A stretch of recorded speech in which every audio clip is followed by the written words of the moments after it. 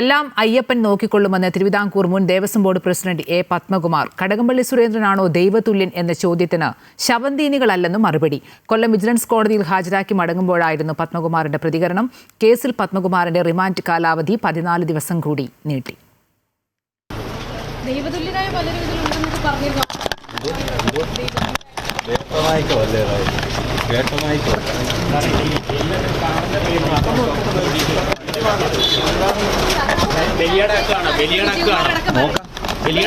അയ്യപ്പൻ നോക്കിയോളൂ. ഈ കടകംപള്ളിയാണോ ദൈവതുല്യൻ? കടകംപള്ളിയാണോ ദൈവതുല്യൻ? ഏതായാലും ശവന്തീനികളല്ല.